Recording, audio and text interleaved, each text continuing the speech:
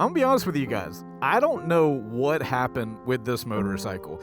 Don't get me wrong. It has been one of the most fun motorcycles to ride that I have literally ever built, but it has been an absolute total failure, and I'm a little worried that it's probably my fault. If you guys didn't know, today is the very last episode and the last day of the season of our Season 9 giveaway Tuono 660 factory over at OntwoGarage.com, and this season has been one of the slowest seasons that I have ever experienced on this show. I have some ideas why, but mostly I'm just confused.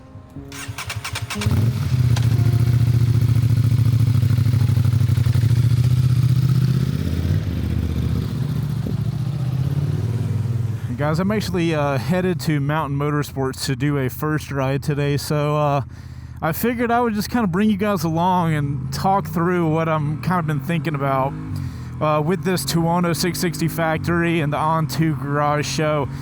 So I do not take the term lightly that this has been the favorite bike I've had to ride. There's something about the Tuono, the raciness of it, but it's still a naked, like, I love every single mile that I've ridden on this motorcycle. I've loved it on the track. It's actually been a motorcycle that I've put more track time in on than any other motorcycle that I've ever had, which is super interesting. And I think that's partly of why I love this motorcycle so much. You know, I got this motorcycle as part of the Aprilia Creator Grand Prix season we did last year, where I had to race it against Spike's Corner and 650 Ebe, and I've just really, really enjoyed this motorcycle. I love my MT10, don't get me wrong, but this is like the sportier, smaller, more aggressive, more fun version of the MT10, and I didn't think I would fall in love with an Aprilia. I've always thought Aprilia bikes were cool, had no issues with them, but when we were deciding on what bikes to do that season on, you know, it was like Tuono 660, yeah, sure, that works. I wasn't really, I guess I'll say, I wasn't inspired by the bike at that point, but after putting a few miles on it, I have just written, you know, the couple little tasteful mods that we've added to it, I've really just fallen in love with this motorcycle. And that is primarily what is causing me to be so confused, because this season of OntwoGarage, if you guys aren't familiar, it's our giveaway show. I buy a motorcycle, I treat it as my own, and then I give it back to my community. That's what the whole show is. It used to be a wreck bike rebuild where I would buy wreck bikes, fix them up, and give them away. I turned it into OntwoGarage because I was just over being so stressed out trying to create consistent content around motorcycle builds. Sometimes parts would be back ordered and all that kind of stuff. You know, there's a lot of stuff out of my control, and it just led to a lot of stress. So I ended up kind of pivoting that show.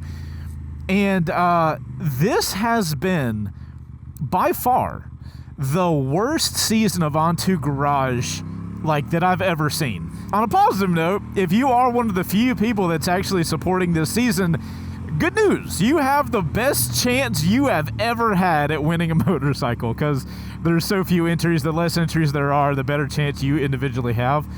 But regardless, that kind of dichotomy has made me so confused, because every video that I've made on this bike has been about how much I love riding it, and then there's the whole story behind the ACGP series. I've just really fallen in love with this motorcycle, and in my head, I thought that would be like, well, if I love this bike, everybody's gonna love this bike. And it literally could not be farther from the truth at all.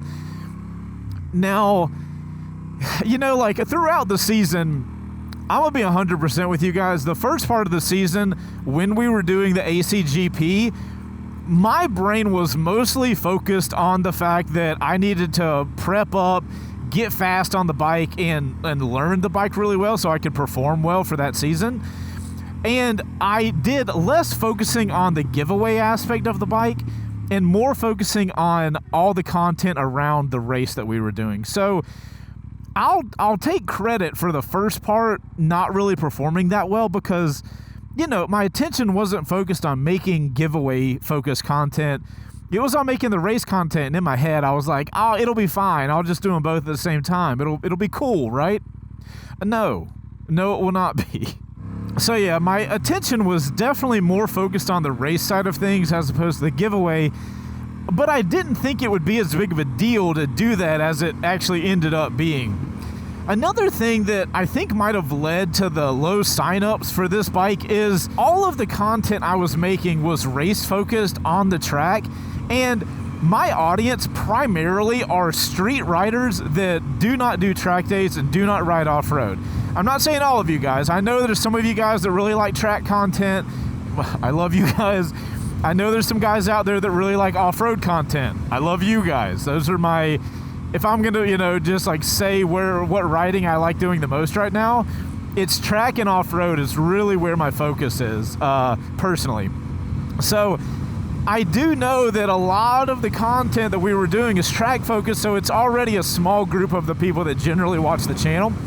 But I've got a really big audience of like guys that like riding on the street on naked bikes. So I really had convinced myself that this was going to be a home run season. And I think that expectation versus reality is really what's kind of hitting me right now. Obviously, I've watched the season progress throughout the entire time we've had the bike, which is around 6 months or so. So I've seen the numbers not be great, but I thought at some point in time it would like really pick up. I also kind of had an expectation that doing a more premium brand might do really well. We've done an Italian bike before. We've done Ducati multiple times, and both of those giveaway bikes, they performed really well, like views and audience engagement and people signing up on the website. A lot of people signed up for those, so I was like, dude, Italian bikes do well. And again, we come to that issue. So I've been kind of sitting on this and trying to figure out what is going on with the situation. Obviously, OntwoGarage is only a part of the entire channel, so just because we have a slow season of OntwoGarage doesn't mean that I'm not going to continue doing the show or like the channel is in jeopardy or something like that. But I've been kind of sitting back trying to be like, diagnosing what's going on here, because I thought all the puzzle pieces were together and they're not like working out like I thought they would. And by the way, I'm going to go into all this stuff, but I'm also super curious about you guys. I tell you guys all the time, I've been making YouTube content for 15 years. You cannot hurt my feelings. So I would love y'all's authentic, honest opinions in the comments down below. I'm going to read every one of those on this video, just so I can get a better idea from you guys of what you're looking for and what you're not a fan of. Because, you guys know what you like. I know a lot about what you guys like, but, sometimes I'm really off base and I'm really wrong, like this season. So, a couple of the things that I think are kind of leading to slowish numbers for this season of OntwoGarage with our Tuono. I think a lot of people are kind of skeptical about Aprilia as a brand. I feel like Ducati is the quote-unquote leader for Italian motorcycles. But I would really urge you guys to kind of look into Aprilia, because I kind of was the same way. I would consider Ducati here, and Aprilia was somewhere under them down there. But after getting all of this time on an Aprilia, I realized what these bikes are about. And maybe that's what it is. Maybe it takes seat time on one of these to really learn and appreciate what these bikes are. And I totally get that, because like I said, I was in the same boat. But Aprilia is making phenomenal motorcycles, and the way I know that is because in my comment section of the videos that I've done on this Tuono, the guys that also own Aprilias comment and be like, I have a Tuono V4, I have a RS V4 factory and all this kind of stuff. Those guys, I'm seeing comments of like, I love mine. So I'm wondering if Aprilia is one of those brands that are kind of, they shouldn't be, but they're kind of sleeper bikes where you think they're like, yeah, they'll be kind of fun, it'll be okay, and then you ride it and you're like, oh god, I've been missing this my entire riding career. what is going on? But anyways, guys, yeah, so Aprilia could just be one of those little sleeper bikes where people think they're fun, and then you get seat time, and you're like, God damn, this thing is absolutely incredible. Secondly, I think maybe my, what do we'll call it? We'll call it my perspective on the content might be a little off base. So guys, back in the day when we were doing Wreck Bike Rebuild, there was a built-in story behind the seasons. You know, the bike was rebuilt. Is Chase going to be able to find the parts? What's the bike going to turn into? And, you know, what's the process of rebuilding these bikes? And they're wrecked, right? So, like, you don't know any of the crazy internal damage. So I understand that there was a much better story behind WBR Garage, but at the end of the day, it just caused so much stress and so much anxiety to me. It just wasn't worth it to do. So that's why I pivoted to OntwoGarage, and I'm just getting brand new bikes, modifying them, living with them, and then being able to give you guys more content around a motorcycle. It's kind of like I do with a press loan, but I actually own the bike. I don't have to worry about talking to another company and all this kind of stuff. I can just say whatever I want to say. I can do whatever I want to do. And it allows a lot more freedom with a motorcycle review, at least in my opinion. So that's kind of where I've taken it. And naturally, I think there's going to be less connection with the motorcycles when we do stuff like that, because the bike runs the whole time, right? You guys aren't just watching content of me in my garage working on it. So I kind of understand that, but I think that's kind of led me to, I don't know how to call it, maybe be lazy with the content, especially with the Tuono, because this is going to sound so freaking weird, because I am such a niche person and my life is so niche. Like, I don't know if you guys are going to understand this. I'm going to say it anyway, and if you get it, you get it. If you don't, you don't. That's totally fine. But when I have a giveaway bike that I authentically enjoy, I love every mile I put on them, I naturally get what I'm calling lazy with the content, because there's this false understanding that a lot of content creators have. And if content creators are watching this, I almost guarantee you they will know exactly what I'm talking about.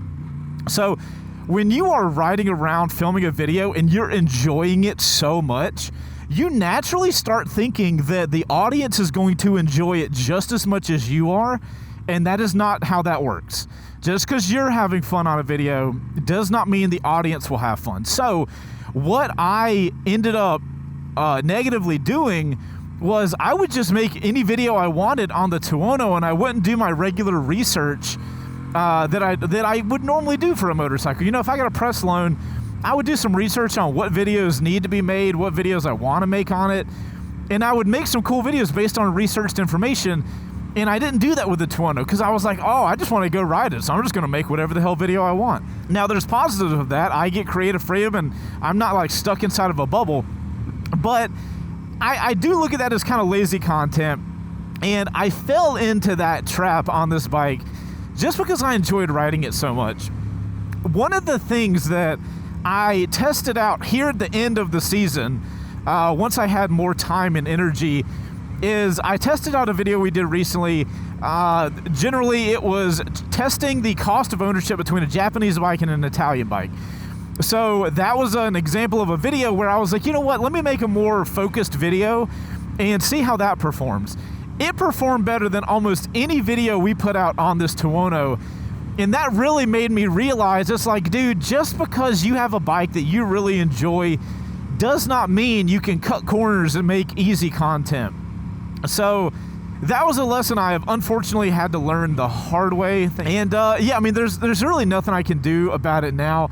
One of the other things that I'm trying to be easier on myself is 2025, the year that we, spent the majority of the time on this bike. It was our first year with Leo, and admittedly, I was a little less focused on work than I normally am. So that probably led to me kind of grabbing the low-hanging fruit of making the easy content. I don't really know. That could have been it. So I guess the question is, after I've learned all of this and came to the very harsh realization that just because I love a bike, I love riding a bike, does not mean it will do good on YouTube. Now that I've come to that realization, what are we going to do for the next season? Because this bike, like, if you don't sign up today, you will have no entries, and then we're going to need about 2 weeks to do all of the winter stuff. By the way, if you are a member at OntwoGarage, we will communicate with you guys via email on the winner, when they're picked, what their name is. So there will probably not be an official YouTube video until the winner picks up their motorcycle. But the question is, what are we going to do moving forward with OntwoGarage to hopefully avoid this situation or the same situation happening again? One, our next season's motorcycle is a much more YouTube-friendly motorcycle. It's a bike that gets searched a ton. A lot of people are interested in that motorcycle. So I naturally think there are going to be a lot more people signing up for OntwoGarage because the more popular a bike is, the more people sign up. It's just how it is. Also, the style of content that I've already worked on, I've got a lot of ideas for the videos I want to make. The style of content is going to be more like scripted, more focused content on that motorcycle. It's going to be the videos that people are searching for that bike. It's going to be how I normally run videos on the channel. I'm not going to do the easy stuff. And I've got I got a laundry list of the videos I want to make on this new giveaway bike. And I really feel like next season, I'm going to take everything I've learned from the failure, that I'll call it, of this season, and really turn it into an absolutely amazing season. And actually, that's the bike I'm going to be riding today, is ZX6R. That is actually a little hint at what next season's bike will be.